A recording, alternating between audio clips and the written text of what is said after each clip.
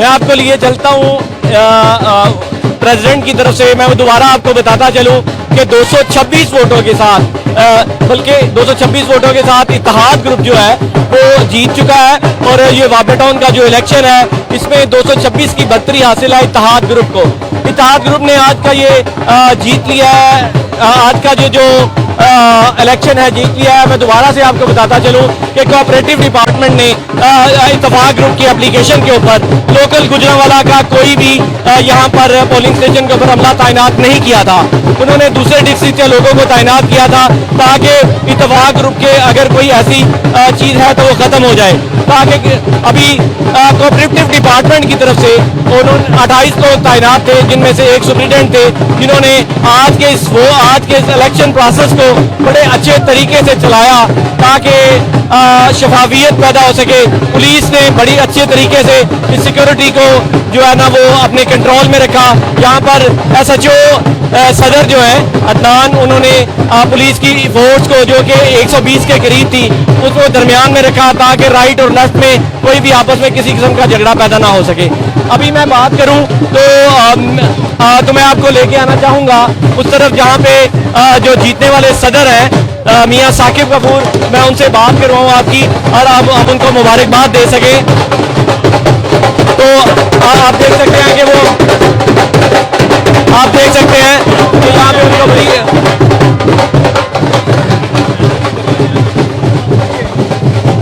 यहाँ पे मियाँ साकिब गफूर जो है उनको जो है ना यहाँ पे मुबारकबाद देने का ये सिलसिला जारी है। तो अगर मेरा ये देखें, आप देख सकते हैं कि ढोल की ताब पर जो है ना वो इत्तेहाद ग्रुप के लोग वहाँ पर भंगड़ा डाल रहे हैं, यहाँ पर नोट निछावर किए जा रहे हैं और एक दूसरे को मुबारक देने का ये सिलसिला जारी है। आज ये जो इलेक्शन था जिसमें 8 MC मेंबरान थे, एक सदर और नायब सदर, जनरल सेक्रेटरी और फिनांस सेक्रेटरी के दरमियान था। इत्तेहाद ग्रुप और इत्तेफाक ग्रुप के दरमियान ये मुकाबला था जो कि 226 वोटों के साथ इत्तेहाद ग्रुप ने अपने पैनल वोटों के साथ जीत लिया है। बाकी जो उनकी लिस्ट आएगी वो इंशाल्लाह हम आपके साथ शेयर करेंगे। अभी मेरे साथ अभी कुछ ही लम्हों के बाद मेरे साथ होंगे जीतने वाले जो सदर हैं मियाँ साकिब गफूर। हम इंशाल्लाह उनको मुबारकबाद भी देंगे और उनकी बात भी सुनाएंगे। मेरे साथ इस टाइम पे मौजूद हैं ये अब्दुर्रहमान यूसुफ हैं जो कि फिनांस सेक्रेटरी के लिए इलेक्शन लड़ रहे थे। मैं उनसे बात करूंगा। सबसे पहले तो आपको मुबारकबाद दूंगा कि आपने आज ये इलेक्शन जो है वो जीता है। आप किस विजन के साथ इस इलेक्शन में आए हैं? सबसे पहले तो मैं अल्लाह पाक का शुक्र अदा करता हूँ कि हमें इस कामयाबी से नवाजा और सब दोस्तों का शुक्रिया जिन्होंने इतनी मोहब्बत का मुजाहरा किया। विजन हमारा, मैं पिछली टेन्योर में भी मैं एग्जेक्टिव मेंबर था, तो विजन यही है कि हम इस टाउन को बेहतर से बेहतर बनाएं, अपनी बेस्ट सर्विसेज दे सकें। हमारा लाइक जो हो यही हमारी ऑनर है, यही हमारी इज्जत है। बस इसी चीज़ का लिए हम इस टाउन के आए हैं कि हमारे जरिए इसमें कोई बेहतरी आ जाए। तो इंशाल्लाह हम इसको और बेहतर तरीके से सर अंजाम देंगे। मेरे ग्रुप ने मुझ पर जो इत्मीनान का इजहार किया फाइनेंस सेक्रेटरी की सीट एक बारी जिम्मेदारी, इंशाल्लाह कोशिश करूंगा उनको मुतमिन कर सकूँ और अच्छे तरीके से ड्यूटी को अदा कर सकूँ। तो उनकी बारी जिम्मेदारी है, इंशाल्लाह बेहतर मामला चलाएंगे। अल्लाह की बहुत शुक्रिया, आपको बड़ी बड़ी मुबारकबाद। आपने आज का इलेक्शन बड़े अच्छे तरीके से जीता। हमारे साथ जो एग्जेक्टिव मेंबर के लिए राना जी राना रागिब साहब जो एग्जेक्टिव मेंबर के लिए हमारे इलेक्शन जिन्होंने जीता है, हम उनसे बात करना चाहेंगे। राना साहब, आपको फर्स्ट ऑफ ऑल तो बड़ी बड़ी मुबारकबाद, आपने आज का इलेक्शन जीता है। ये सारे हमारे भाइयों की ज़बरदस्त मेहनत है और ये जो फुटबॉल है पिछले 20 साल से इस टाउन की खिदमत करता आ रहा है और इस टाउन को हम मज़ीद खूबसूरत बनाएंगे और इसको 4 चांद लगाएंगे खूबसूरती के। और जो टाउन के रहायशी हैं उनके मसाइल जो हैं उनको टॉप प्रायोरिटी पर हल करेंगे, उनके लिए मज़ीद आसानियाँ और उनके मज़ीद सहूलतें पैदा करेंगे इंशाल्लाह। आज से पहले भी आपने कभी इलेक्शन जीता है? इससे पहले मैंने दूसरे ग्रुप की तरफ जो इत्तेफाक ग्रुप की तरफ से हिस्सा लिया था, लेकिन मैंने सोचा उनमें कोई कैलिबर पता नहीं है, वो इस काबिल नहीं है कि वो टाउन की मैनेजमेंट कर सके, तो मैंने उसे छोड़ दिया था उसको। तो इस टाइम आप अपने जो वापडा टाउन के मेंबरान हैं इनको क्या पैगाम देना चाहेंगे? इनको हम ये पैगाम दे रहे हैं कि हम आपके लिए दिन रात मेहनत करेंगे, आपको ज़्यादा से ज़्यादा फैसिलिटेट करेंगे और आपके लिए और ज़्यादा आसानियाँ पैदा करेंगे। तालीम का निज़ाम उसको मज़ीद बेहतर बनाएंगे। बिजली का जो मसला है उसको इंशाल्लाह टॉप रेट पर हल कराएंगे। पानी का जो सिस्टम उसको बेहतर करेंगे और सफाई के निज़ाम को मज़ीद बेहतर करेंगे। और इसकी वापडा टाउन की जो पूरे पाकिस्तान में सबसे ज़्यादा खूबसूरत टाउन है, इसको मज़ीद खूबसूरत बनाएंगे। और इनका जो रहायशी हैं उनको पुरसकून जो माहौल है रहने के लिए वो फराहम करेंगे। जी बहुत शुक्रिया। जी आप क्या कहना चाहेंगे बाबा? जी मैं आज इलेक्शन के हवाले से ये बात सबसे पहले हलियाने वाबरटोन को मुबारकबाद पेश करता हूँ। जो हमारे मुखालफिन जो प्रोपोगंडा और मुनाफकत और झूठ की जो सियासत करते थे, आज उनकी सियासत मैं समझता हूँ कि हमेशा हमेशा के लिए दफन हो गया। और इंशाल्लाह ताला हम इरादा करते हैं कि जो 20 साल से तरक्की का सफ़र जारी रखे हुए हैं हम वाबरटोन में, इंशाल्लाह ताला ये नेक्स्ट भी कंटिन्यू रखेंगे और जो भी कोशिश ज़्यादा करेंगे, ज़्यादा से ज़्यादा कोशिश करेंगे वाबरटोन की खूबसूरती को, इसकी तरक्की के लिए, इसके जो मसाइल हैं उसको, उनकी जो है ना वो अच्छे तरीके से उसको प्रॉपर हल किया जाए। जी बहुत शुक्रिया।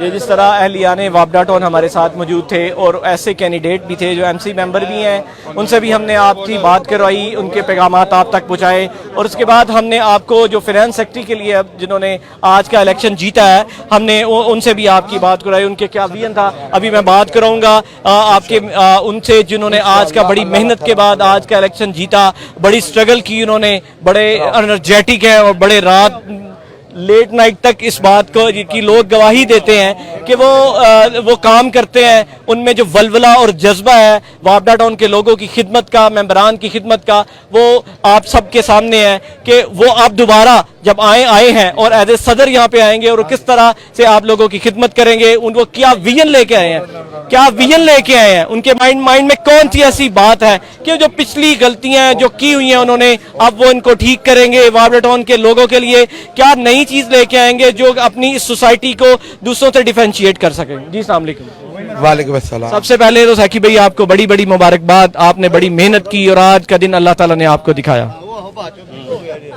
जी आपका बहुत बहुत शुक्रिया। ये सब अल्लाह के करम से और दोस्तों के, भाइयों के, मोअज़्ज़ज़ मेंबरान के हेल्प से, उनके वोट से, उनके सपोर्ट से हुआ और उनके एतमाद से हुआ। मैं इन सबका शुक्रिया अदा करता हूँ और इनको यकीन दिलाता हूँ कि मैं अपनी भरपूर सलाहियतों को मद्देनज़र रखते हुए, उनके इस्तेमाल में लाते हुए इनकी खिदमत में कोई कसर नहीं रहेगी इंशाअल्लाह। क्या टॉप प्रायोरिटीज हैं आपकी अपनी सोसाइटी मेंबरान के लिए? सबसे पहले तो इसका हॉट इशू जो चल रहा है हमारा बिजली का चल रहा है, जिसके लिए हम पहले भी डिस्कस कर चुके हैं कि हमारी जो है मिनिस्टर एनर्जी से बात हो चुकी है, हम उसके बिल्कुल हल के करीब हैं। उसके बाद हम उसको, हमारी कोशिश ये है कि हम इसकी बिलिंग गैपको को दे दें और मेंटेनेंस को हम खुद देख लें ताकि इसका मयार भी बरकरार रहे। तो उसकी वजह से लोगों को एक तो टैरिफ डाउन हो जाएगा, सेकेंड ये है कि वो अपना सोलर के साथ हमें एक एनर्जी भी मिल जाएगी और हम उसको गैपको को बाय बैक भी कर सकेंगे, फिर उसको गैपको हमसे बाय बैक भी कर लेगी। और सर यूटर्न का मामला है, उस पर भी हम वर्कआउट कर रहे हैं। हम उसका एक देखिए परमानेंट सोल्यूशन एनएचए ने करना है, हमारे पास एक प्लान मौजूद है जिसके साथ हम इसका एक बिल्कुल टेम्परेरी सा सोल्यूशन बनाएंगे जिससे 50% से ज़्यादा मसला हल हो जाएगा। जो एनएच है वो कहती है हमारे पास इसका कोई सोल्यूशन नहीं है, मोटरवे कहती है हमारे पास कोई सोल्यूशन नहीं है, चैम्बर कहती है हमारे पास कोई सोल्यूशन नहीं है, सिटी डिस्ट्रिक्ट गवर्नमेंट कहती है हमारे पास कोई सोल्यूशन नहीं है। आप एक ऐसे जंक्शन में रहते हैं जहाँ पे 6 सोसाइटीज हैं, आप उनके साथ मिलकर कोलैबोरेशन के साथ अगर कोई काम करना चाहते हैं तो आपको कॉर्पोरेटिव इजाजत नहीं देता कि आप अपना फंड जो है ना आउट ऑफ दी अपना